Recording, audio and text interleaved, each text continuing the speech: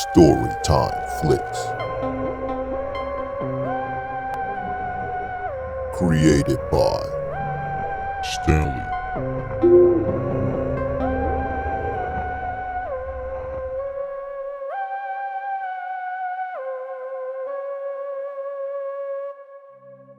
My name is Stanley. I recently moved to a small poor town. It's in the middle of nowhere with a population of about 5,000 people. I live in a tiny house, similar to a studio apartment. One night I came home from jogging, which I try to do every day. As I entered the house, my wife Tracie made this horrifying scream. I asked her what was wrong. She said, "I thought you were some creature coming into the house," and that she kept hearing noises outside the window. That's strange. I thought to myself I had to pass that window to come in the front door. So I asked her what the noises sounded like. She said it sounded like a massive animal growling. I told her maybe it was a bear and that I probably scared it away when I came home since I didn't see anything while I was outside. As soon as I said that, we heard heavy clawing and growling at the door. It was so intense that I dared not go towards the door, and I feared that it would break the door down. We ran over to the kitchen. I tried to call for help using my cell phone, but it wasn't working, which was weird. Or maybe I was panicking, and that's why I couldn't get it to work. Then the noise stopped, so we waited a few minutes, and then we went over to the window and looked out.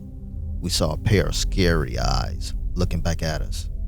As it came closer and closer to the window, its face became clearer. We froze with fear. I can tell it stands on two legs like a human from how it approached the window. Its head and face look like a bat.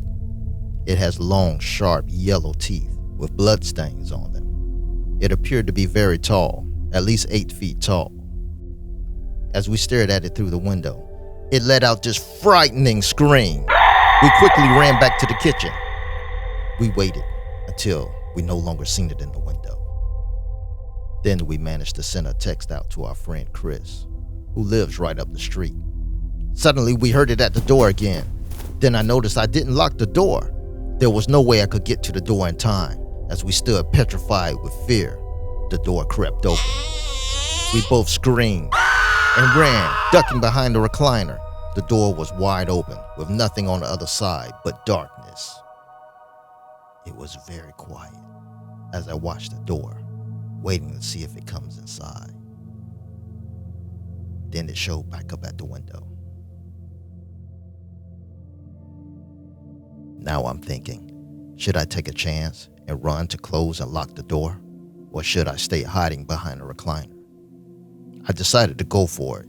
I asked Tracie to keep an eye on the creature in the window. I ran towards the door, and halfway there, Tracie said, "Come back! The beast is heading towards the door!" I quickly turned around and ran back behind the recliner.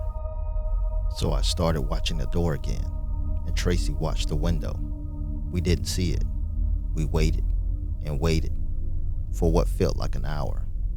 And then I saw it. It stepped into the doorway. It was the most hideous looking creature that we had ever seen. It looked like it was half bat and half human, but it had no wings. As it stood at the door, we stared in horror. Then for some reason, it went back out the door.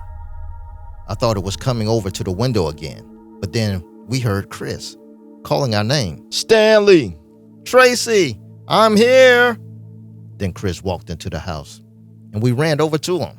We asked him, "Did you see it? Did you see it?" Chris was like, "See what?"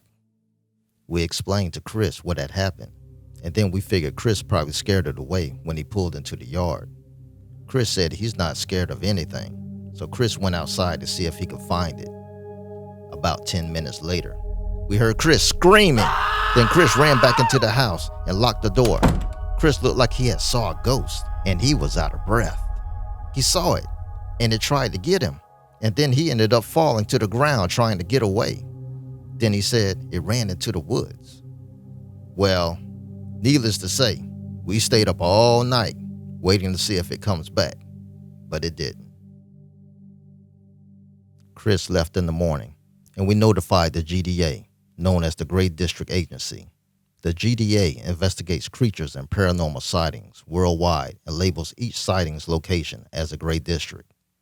Later that day, a GDA officer came to the house and told us that we had seen a gorm. I immediately asked, "What's that?" He said a gorm is a creature that drinks bodily fluids and will suck its prey bone dry. Wait, huh? What? At this point, that's terrifying and very interesting. At the same time, thinking about his job going out investigating creatures and ghosts. Call me crazy, but I had to ask, is the GDA hiring? He said yes and handed me his card. Then he said, we now live in a great district. How about you? Do you live in a great district?